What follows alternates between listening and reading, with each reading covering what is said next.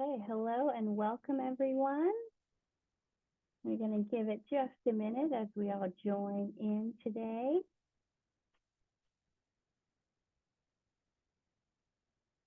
Happy Wednesday to all the folks joining us.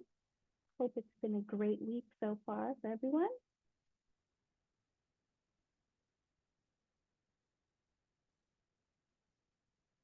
Okay, now as everyone keeps joining, I'm going to go ahead and kick us off. So thanks for being here today. We're excited to have another awesome learning session brought to you by the California Telehealth Resource Center.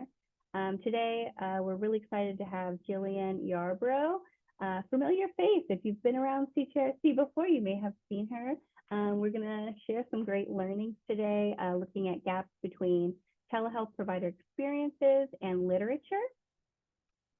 Here we go. Quick reminders for those in the audience. You have been muted on entry, but don't take that as a bad thing. We want this to be an interactive and fun experience, so please feel encouraged to use your video and join us if you want. We are going to also recommend that you use the chat for any questions or comments you may have. We're a friendly bunch, so feel free to use the chat as much as you'd like to drop in those questions and comments. And of course, you can change your view if you want to see everyone or focus your view there. As a quick reminder for folks, as usual, CTRC, everything that we do is purely for informational purposes. We do not provide legal advice, nor do we have any relevant financial interest, arrangement, or affiliation with any products or services that may be mentioned. We have a guest speaker today, so she is not speaking on behalf of CTRC, and these are information and views of her own. Yeah, so with that, I'm going to hand it over to Jillian, and thank you all for joining with us today.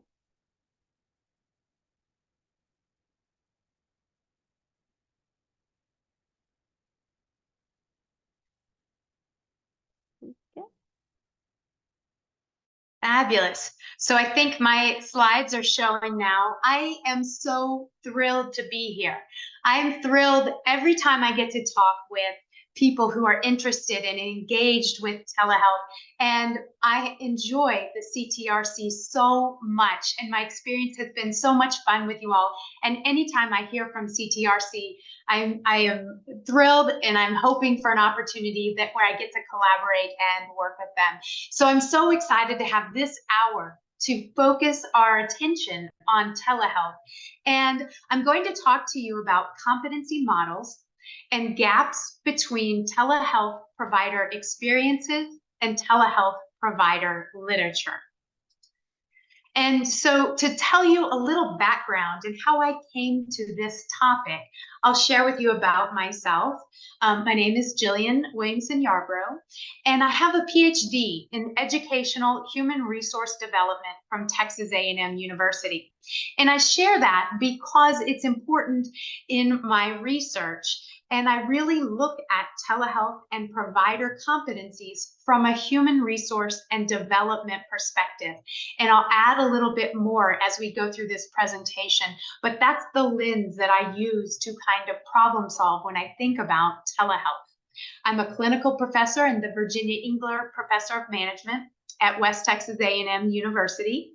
And I have over 25 years now of experience in what I call distanced communication, in learning, training, development, and human resources.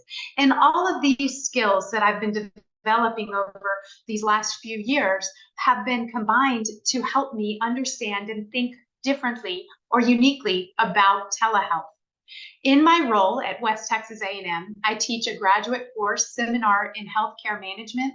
This is one of my favorite classes to teach, and I spend a lot of time in this class helping my healthcare management students think about how they bring efficiency and quality of care as leaders in healthcare organizations. And telehealth has become a significant topic within this course. And it is something that I have wanted to develop my knowledge and skills on, and that I feel a responsibility. I feel a responsibility to inform future healthcare managers about how, inform and dialogue with future healthcare managers and leaders about how we use telehealth to bring about equality and quality of care for patients. So I'm going to share with you a little bit about my journey as I began studying telehealth, and I began studying in rural telehealth, and how this shifted to my looking at telehealth provider best practices.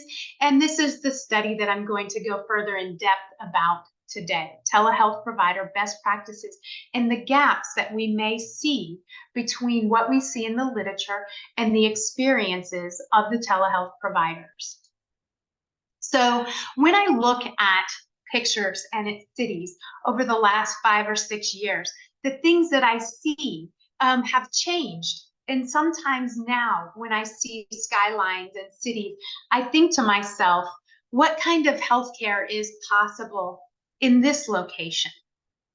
And you might put that in the chat if you have some ideas and you're looking out at a picture like this and you see the tall buildings and the lights and the resources is what I'm seeing, and people and access to people. Yeah, I can envision certain experiences in healthcare. And you might put in the chat, what would you envision might be the experiences of this community for their healthcare? And then this is a view that would be very common here in West Texas. I also do research in California, and I've studied specifically the rural areas in California, and this is a view that is very common. And so when we look at this picture and we think about the individuals living here, what might be their experience with healthcare? And we could say they may be very different. We would have to talk to the individuals to know for sure, but they might be very different. But I'm sure hoping that everyone has access to healthcare and they have access to high quality care, regardless of which community they live in. And as I began looking at and thinking about rural areas, as I mentioned, when I contribute in California and when I contribute here in Texas, thinking about telehealth, I'm looking at these rural areas, and I began to realize there's so much rural within both of these states, right? And we can look at the maps, and when we begin to get this done over the weekend is coming. We're doing this so good. And when we begin to look at the maps, we can see there's more rural than urban. And I wondered to myself, and as I began my first research study looking at rural telehealth, and again, I was looking at provider competencies for serving rural telehealth, I began to realize this is a huge population that healthcare providers need to or desire to take care of, right? A big part of, we can see most of California could be considered areas of rural population.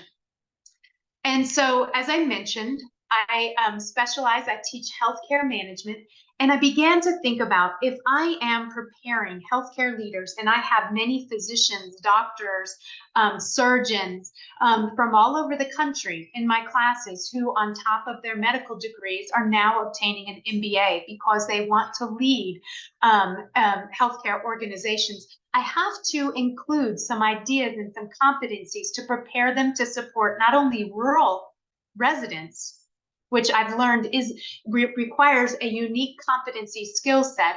We also want to prepare our healthcare leaders of the future to use technology to support patient needs. And both of these are equally important, right? So we want to be preparing our healthcare leaders to support rural residents. We want to be preparing them to use technology to support patient needs. And whether they themselves are the provider or the leader, I want them to understand how they create a healthcare organization that is doing both. When we look at the rural population and the healthcare needs, there's some interesting statistics. About 60 million Americans live in rural areas in the United States. This is a concern because there's a lower life expectancy in the rural areas. And one significant factor for this lower life expectancy is limited access to healthcare. And so telehealth presents one solution for offering quality care and access of care for rural residents. So that's where my research began. I first began looking at telehealth and thinking about telehealth and rural residents. And over this time and over this study, I had the opportunity to interview providers all throughout the country. And I began to kind of shift my study, not just thinking about telehealth provider competencies for rural residents, but wanting to understand telehealth provider competencies in general. So I've had the pleasure over the last, I think it's been 3 years now, I've been studying this. I've talked to hundreds of telehealth leaders all over the country, from New York to San Diego, asking questions about what do you need? What creates quality telehealth experiences? What have you experienced? What have you seen? And with these conversations, I wanted to have an understanding of the provider's experience. I wanted to know, what is the provider experiencing when they're offering telehealth, such that I can prepare providers who may be in my classes or providers who might read my literature to support patients via technology. And I've had the opportunity to hear about telehealth in occupational therapy, music therapy, dermatology, post-surgery, even MRIs, speech therapy, mental health therapy, pediatrics, gerontology, just to name a few, and even more. And if you were interested in hearing about some of these inspiring, engaging stories about how telehealth is being used across the country, I'd be happy to share that with you further, and you can email me and we can talk about some of these inspiring stories that I obtained through these interviews. But what I did learn is that there is potential for high quality of care that is transformative for the patient and the provider with telehealth. I also know that healthcare providers, they are seeking a balance, and they're seeking this balance between quality of care, access to care, and cost savings. And they're constantly trying to address and get this balance right. And when we think about telehealth, we know that it has the potential to address all three, right? Telehealth can support quality of care, access of care, and cost savings. So telehealth providers, as I began to think about them and try to create a model, a competency model of the skills, knowledge, skills, and abilities that are necessary to be effective in telehealth delivery. We know that telehealth providers, they must be dynamic. The telehealth provider of last year will be different in their skill set than the telehealth provider of next year. This is a skill that must be developed continually over time. And we can see that when we begin to just look at the usage and the market size, when we look at the data on both. I think it's fascinating to see. In 2019, so pre-COVID, we had 22% of physicians using telehealth. Then when COVID hit, that bumped up to 70% usage. And what an experience for everyone involved in healthcare, from patients to providers to stakeholders, shifting rapidly from 22% usage to 70% usage. And now when we look back at the statistics, we know in 2023, while we've gone back down to about 25% usage, according to some researchers, about 25% usage now, this is expected by 2028. So in just less than 5 years now, it is expected to grow back to 50 to 70%. So in that initial jump, we learned that telehealth can be used, right? We were forced to jump in from 22% to 70% usage. But now we have a period of time, maybe four to 5 years, where we have a chance to consider and think about how we will grow effectively back up to this 50 to 70%. I think it's fascinating to look at that the global telehealth market size in 2020 was 144 billion. And in 2028, it is expected to be 636 billion. That's fascinating. But I decided I wanted my research to begin to help telehealth providers who are working now, 2023, and are going to be scaling up again to this 50 to 70% usage of telehealth. How can we prepare these providers? How can we support them? What can we offer to them? So we know telehealth is dependent on technology, patient, and provider, at least these three broad categories. There can be other factors, but when we look at telehealth being dependent on technology, we have to have available technology, and it needs to be reliable and consistent for patients to be able to receive quality care. We know that the patient is a key component of effective telehealth, right? And we understand that the patient's technology skills and the patient's readiness to participate in telehealth influence telehealth outcomes. And then we also know the provider themselves are a key component, and some of the literature says the provider is the most critical component for effective telehealth. The provider themselves must have the technology skills. They must have readiness, be ready and willing to offer telehealth. And I would say the literature describes in maybe a lesser undertone that the perceptions of the telehealth provider about telehealth creates a significant influence into quality of care. And this is where I wanted to focus my research. So I knew I want to contribute to helping prepare the providers that I am lucky enough to have access to and contact with, whether through my research or through presentations or through my classes. I want to be sure I'm providing information such that they are preparing for that significant ramp up again in telehealth usage. And I want to be thinking about providers and their need for training and preparation in technology skills, readiness, and their perceptions. So we know we had this spike in 2020 due to a state of emergency, right? A spike in telehealth usage and data and time. Now we have data from this spike in this usage, and now we have time to build a system that can address what we've always been wanting to address in healthcare, which is quality of care, access to care, and cost savings. But we also want to be building a telehealth system over these next 4 to 5 years that is sustainable and that is scalable. And those are very important in these next few years. I also, as I mentioned, my background is in human resources. So I'm often thinking about perceptions and joy in work and engagement in work. And we know in human resources, perceptions matter in terms of engagement and joy and meaning in work. So I want to look at this provider perceptions in more depth.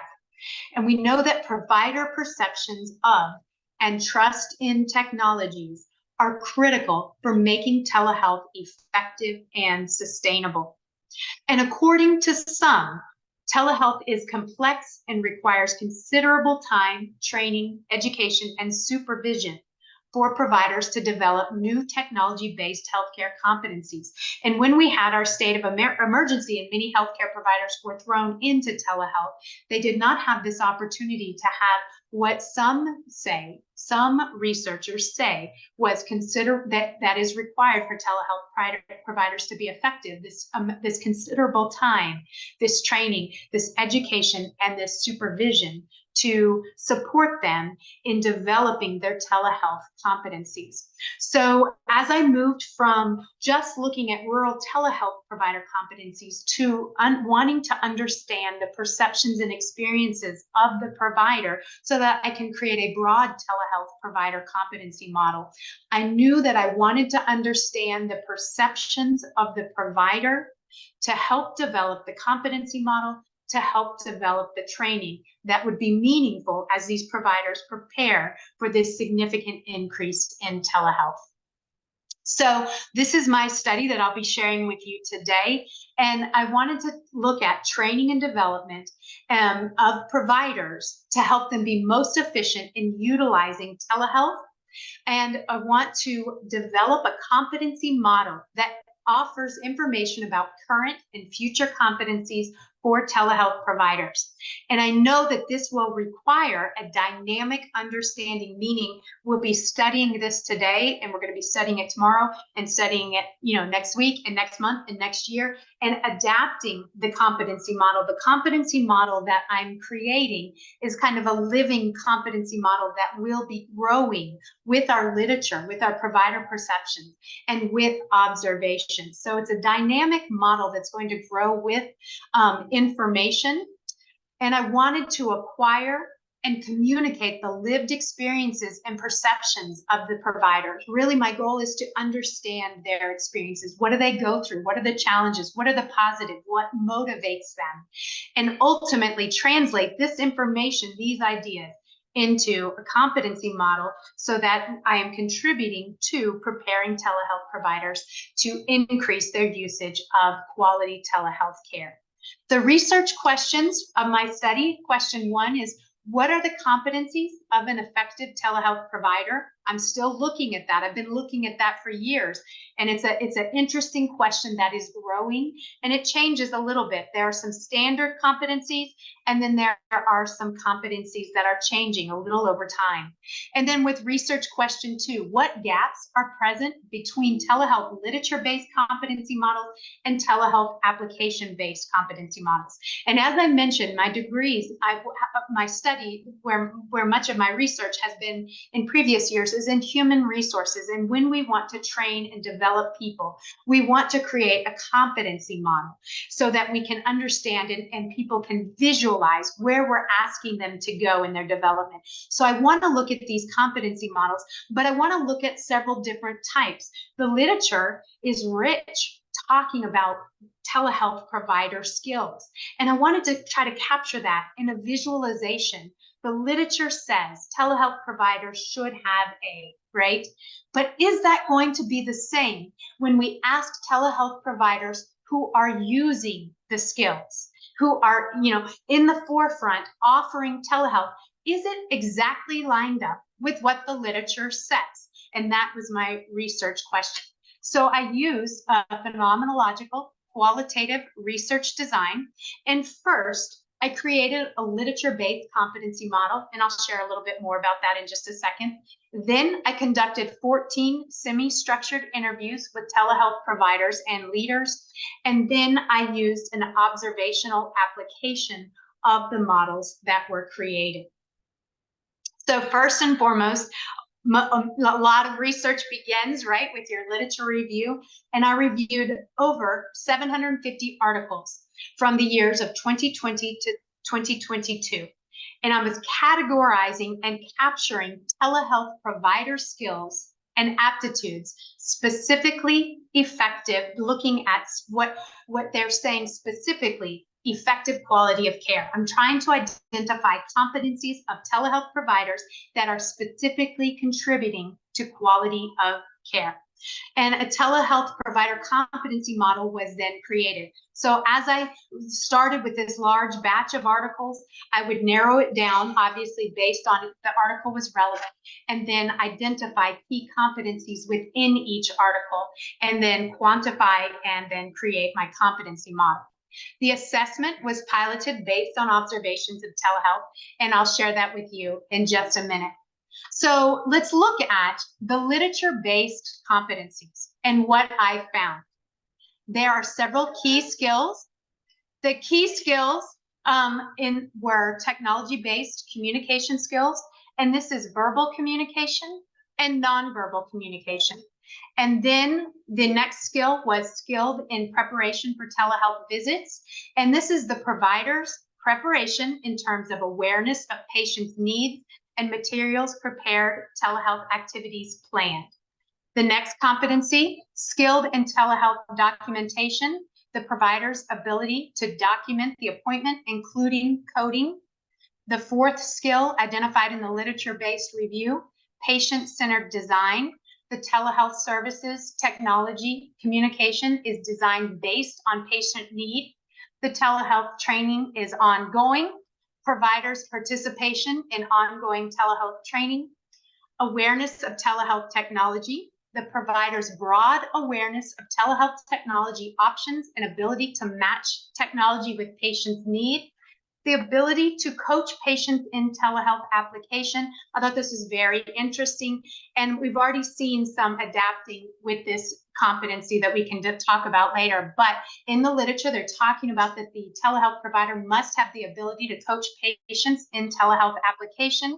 There must be efficiency of the visit, and the telehealth visit design must be based on theory and data.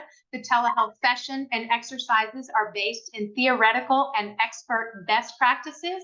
And then the final competency identified in my literature-based review is that telehealth must be used to create learning networks. And I'm going to touch on that because I think that's a unique competency that came out of my literature review. And the literature was saying that within these telehealth experiences, is there a way to connect patients with other patients or patients with other providers such that they're gaining a community that can help them manage their health? So this idea of creating a learning network. And so this is, as I mentioned, a first draft or a model of my telehealth provider competency model based on the literature. And this model has those competencies as listed, the 10, and they're all equal. Again, they should all be applied in all telehealth scenarios. None is more important than the other, all according to the literature, equally important in every telehealth visit. So are there any questions about this competency model? If you have some, you might put that in the chat. I'll wait just a second.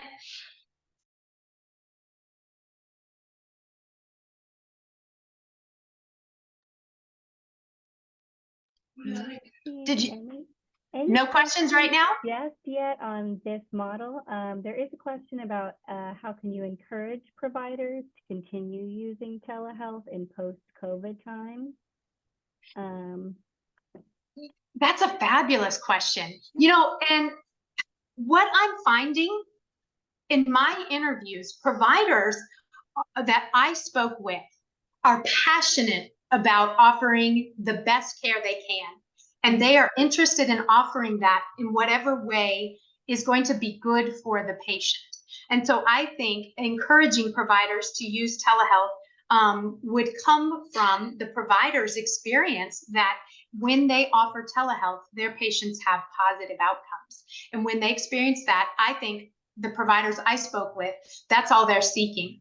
Whatever option they can bring the highest quality of care. Yeah. So this is kind of a first draft. And what I'm trying to do, this is not my end competency model. This is a draft trying to capture what does the literature say. So we know based on this initial start here that literature and observations, they can create a competency model, right? So we know just from the literature alone that we can create a competency model that can help us understand what skills providers need. But I would say, additionally, we need to understand the provider's perceptions, that this model is not complete, that we need to understand the provider's perceptions and incorporate them into the model prior to moving this model to an application in training and development. So I took this model, and the next step in my study was to conduct interviews. And I conducted 14 interviews, and I showed the participants this literature-based model, and I asked their perceptions of the model, and I asked them, what competencies would you add? What would you take away? Then I asked them to describe the most important telehealth provider competencies, and then I asked each of my interview participants for a summary statement. What is a summary statement you might share about telehealth? And so the feedback I received on the telehealth provider competency model, a couple key high-level points. The provider said the provider must be able to develop a patient relationship through technology. And from my literature, a telehealth competency model, you don't see this. You don't see anywhere where it's describing this ability to develop this patient relationship through technology. The providers were very sure that the patient must be technologically savvy, and the providers described awareness of this and also steps that they were taking, of course, in terms of pre-session, pre-visit, right? They had steps in place to make sure that the patient had the proper technology, understood the technology use, but the patient's technology skill set can impact the patient's quality of care through telehealth. The providers also wanted to share with me that empathy for the patient must be part of this model. Where's the empathy, right? And the provider must have excellent technology skills. And this was described in the way that the provider should not be always having glitches or challenges. We know, if we all use technology, we know that there's some glitches and there's some bumps in the road, and that's part of technology. But overall, the provider must have sufficient technology skills that it's not bumpy all the time. But the provider specifically described that they should have the ability to coach patients. So if they have a patient who they're working with that is having a technology issue, the provider should be able to help that patient through that technology issue. And then also mentioned that was not in the model. The provider said that the provider's body language should be included under communication. The way that the provider's presenting themselves, the way they're using their hands, the way that their face is communicating empathy or how they feel or if they're listening. All of this matters and should be communicated in the provider competency model. So what competencies are most important to the telehealth providers? They were very clear and succinct. Communication skills are critical for the provider to be effective in telehealth usage. Coaching the patients through technology, accurate technology-based diagnosis. Can they truly get to the heart of what is going on with this patient through technology? The providers I spoke with said empathy and this adaptability. The telehealth provider is constantly changing with information, with technology, with environment, with the needs of the patient, right? This ongoing adaptability.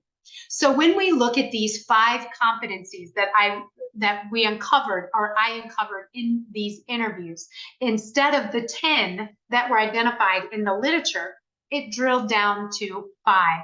And the 5 competencies are technology-based communication skills, skilled preparation for telehealth visit, telehealth patient-centered design, efficiency of the telehealth visit, and awareness of telehealth technology. And it's important to understand that each one of these has many points underneath it that are all critical for the provider, but we're trying to get these overarching skills so that we can create a visualization of the key competencies in order to be effective in training providers as they move forward with telehealth. So while there are many bullet points below, these are our 5 key overarching competencies that were identified in the interviews. And I would not say any one of these competencies is more important than the other. Rather, they are described as critical competencies that must be available with each and every telehealth visit. So from the interviews, I created a different competency model. And you can see this competency model is much smoother.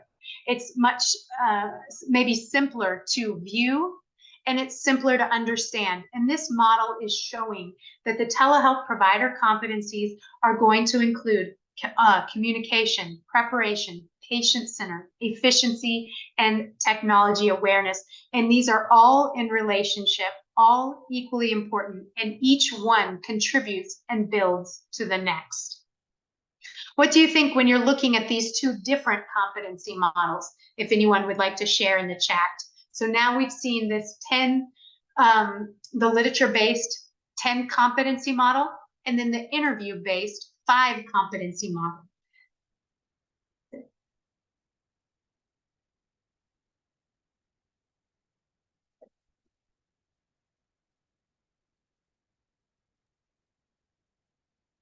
Very straightforward, easy to follow. I definitely agree. Now we have a comment talking about payers and coverage, continuing hot topic. Couldn't agree more.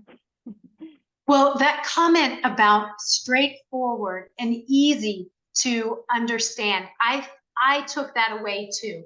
Yeah. And it's interesting, when we look at the literature, I thought the literature was fabulous and I learned so much from the literature, but it's maybe broad, maybe more broad in terms of telehealth, whereas the providers, when they're centered in thinking about an experience and what it's been like to offer telehealth and their ability to succinctly describe what skills they needed and what skills they hope to have in the future, it really was quite clear on 5 critical skills that the telehealth provider bring to the table in this communication, preparation, patient-centered, efficiency, and technology awareness.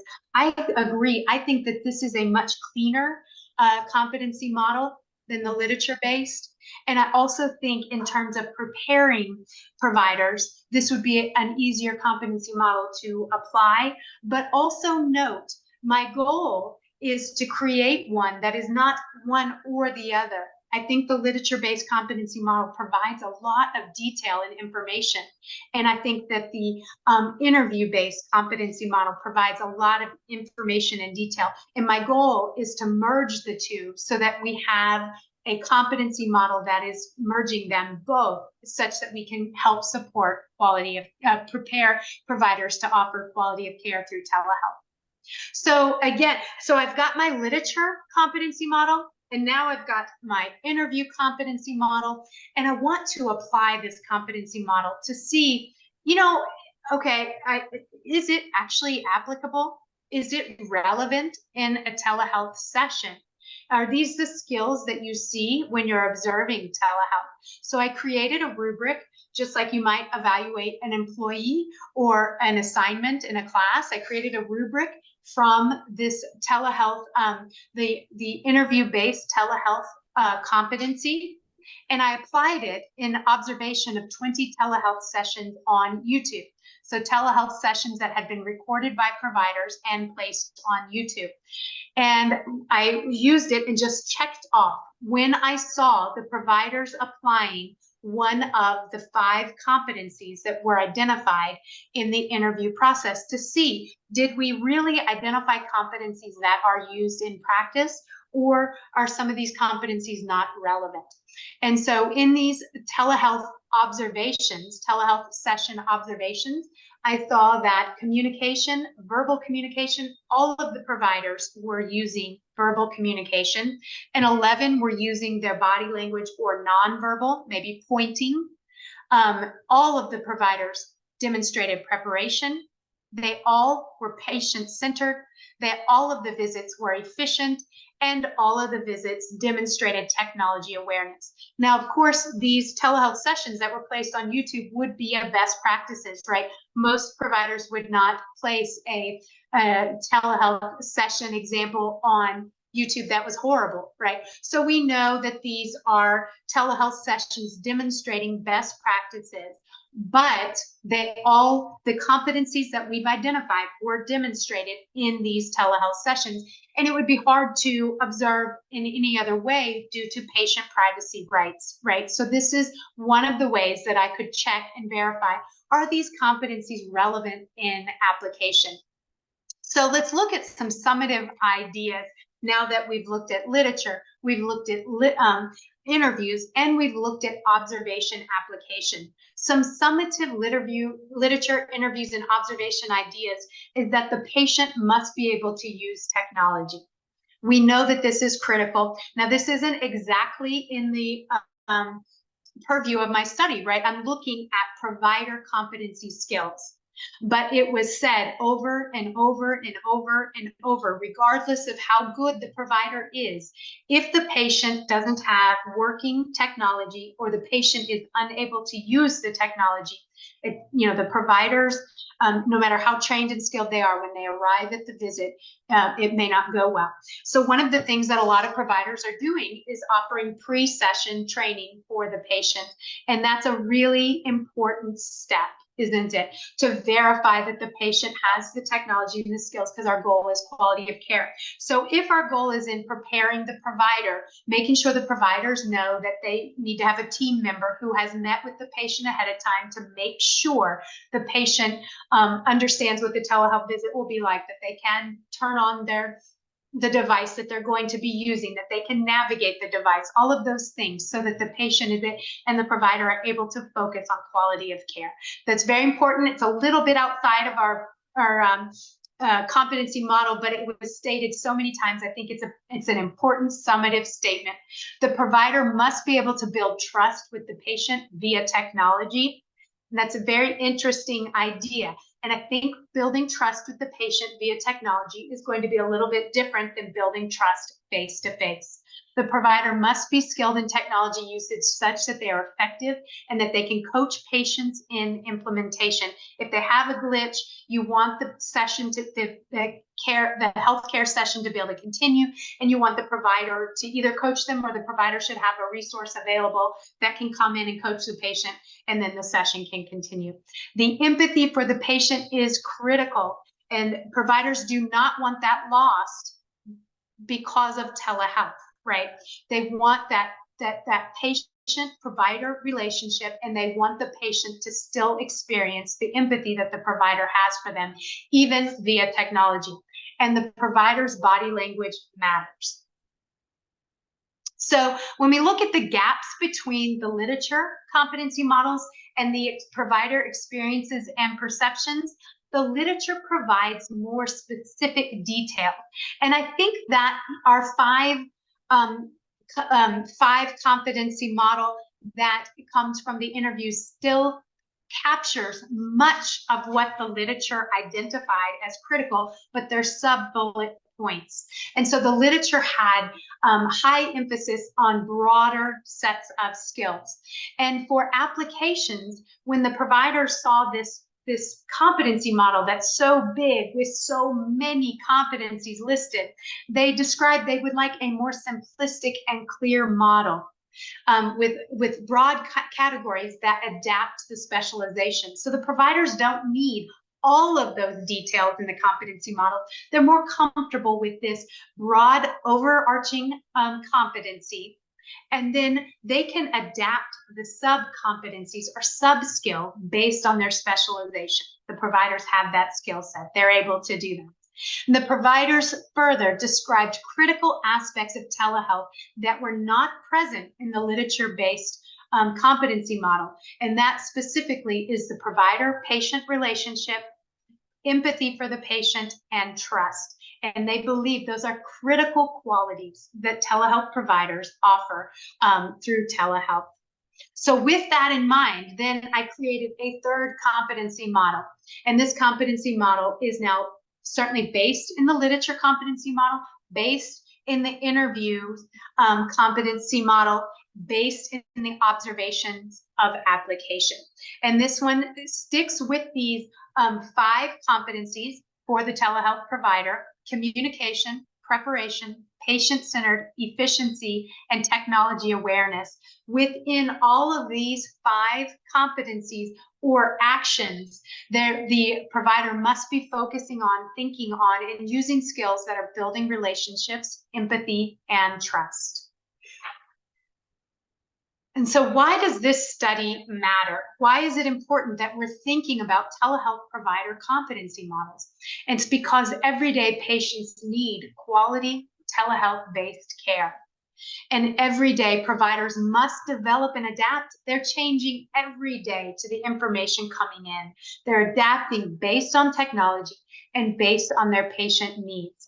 And we can offer research on application-based competency models that can support diverse providers in offering the highest quality of telehealth care to diverse patients.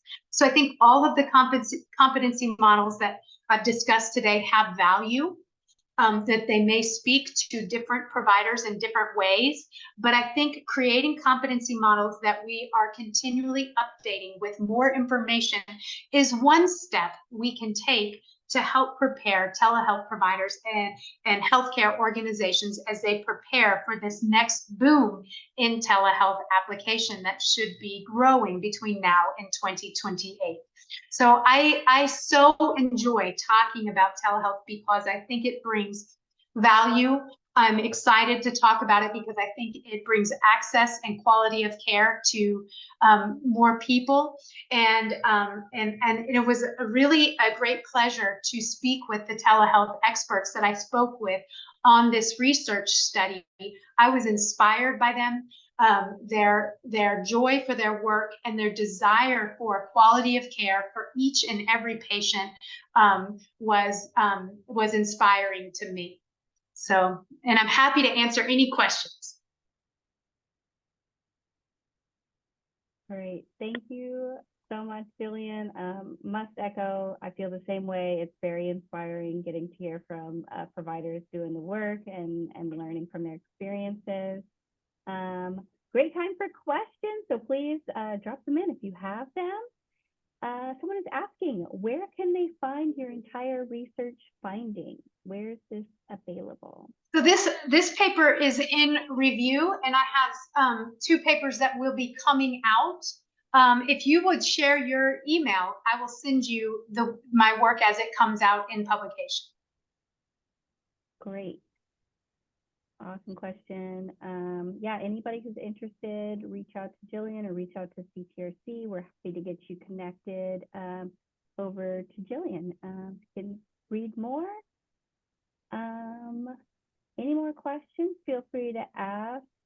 I know an earlier question is curious about how they can provide data around telehealth usage to insurers and Medicare so that they can continue to cover the visits.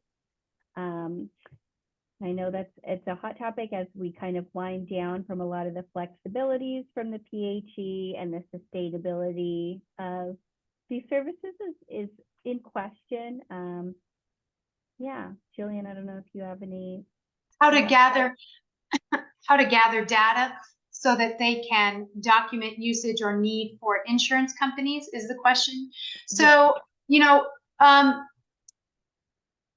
don't have an expertise in preparing the documentation that would go to the insurance company. But what I would say is, as you're designing, we know that telehealth is going to hit another boom. That's what the literature is saying. It's growing again, and it's going to grow back up, they think, to 70% maybe by 2028.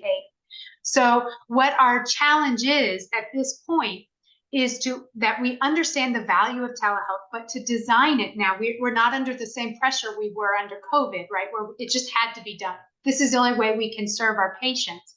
Now we have a little bit of time and a little bit of breathing room. So as we're designing and preparing for telehealth growth, are we creating systems within our healthcare organizations that are going to be scalable? And are they going to be sustainable? So as you create each step, be sure the system that you're putting in place and the system that we're rebuilding, because we've gone back down, according to some researchers, we've gone back down to about 25% usage, right? So we have this window. And as you build your telehealth system, be sure you're thinking sustainable, you're thinking scalable, and you're putting systems in place where you're gathering patient data, provider data, stakeholder data with each and every visit, and storing that in such a way that you'll be able to share that as needed to support growth and sustaining of your organization. Well, you don't want to look back and say, I wish I had this data. So take this time now and stop and say, what data do I need for the insurance providers? What is it? And be sure you're building it into your telehealth system now, so that you'll be building a system that you're able to access that data efficiently and effectively. And if you share your email, then I would be happy to help you brainstorm on what systems you might put in place such that you're gathering and capturing enough data that you can report that in an effective way. Yeah. Great, great opportunities, great suggestions. I'll also say just a quick plug for CTRC. We have a lot of resources, guys. So please reach out to us if you're looking to grow your skills to meet these competencies. We have online courses. We got opportunities. You can call us. You can email us, and we're here to help you. So whatever it is, I know we talked about like presentation techniques and like good camera skills, and we call it website manner, you know, so a little play on words, but anything from operations to payment, we're here to help. So reach out to us, get connected. I see some folks sharing their contact information, so we'll make sure that's shared. New question, best practice recommendations for clients in urban areas that don't have access to cell phone or a computer. I have an idea for this, but. You can start, and I'm going to brainstorm. You start. Okay, so I'll say, again, CTRC has resources. One of the things that we're working to develop right now is actually from our friends at the Northwest Telehealth Resource Center, our sister in the TRC family. They are developing a telehealth access point map. So this is a really great tool for those patients who don't have the technology, don't have access to it. So this is places like libraries or, you know, I'm trying to think, but libraries is what I'm thinking of. But anywhere where maybe there's a device and some privacy where they can have this telehealth appointment. Some of them do have digital navigators kind of there on site that may be able to support this patient, not medically, but getting this access set up. So that's a great option.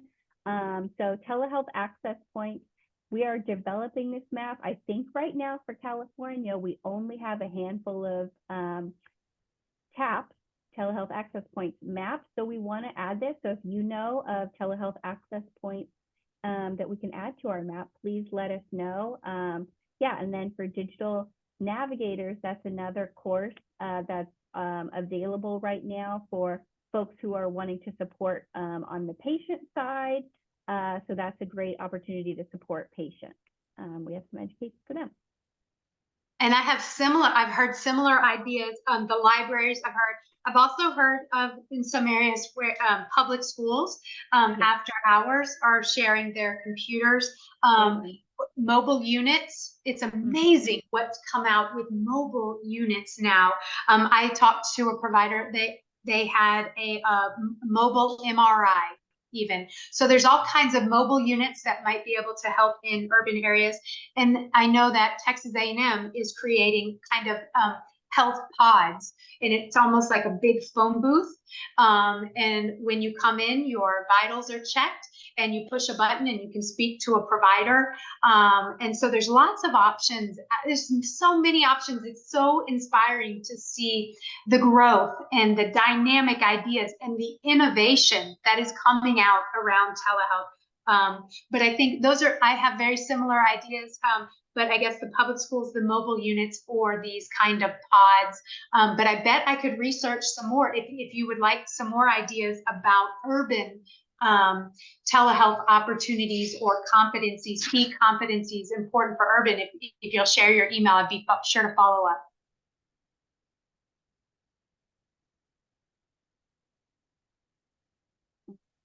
I see some emails being shared. I'm just going to share a TAP map link for folks. If you're interested, we'll also include that. And I think the question was about urban competencies. And I think those 5 key competencies that we identified in this talk can relate whether urban or rural, but your subpoints under communication. I think one of the things that's come out in my telehealth research, it is critical to understand the culture. You have to have cultural awareness and cultural intelligence and understand the patient needs and understand how the patient views health and how the patient views healthcare and what are their experiences, right? And so understanding the urban individuals' experiences with healthcare would go under communication, under preparation, under that, but it would be a little bit different, and understanding what is that like for that individual. And I don't think, just being a rural, they're all amazing, but if you're a rural provider in rural or urban provider in urban, I don't think that's going to be the model, moving forward. One of the reasons we're using telehealth is so that you have access to specialists. So specialists and providers are going to have to be prepared to work with people who are at a significant distance. And part of that preparation is going to be understanding who this individual is and their perceptions and experiences with healthcare. And so that would be a subpoint under our 5 overarching competencies. Great addition.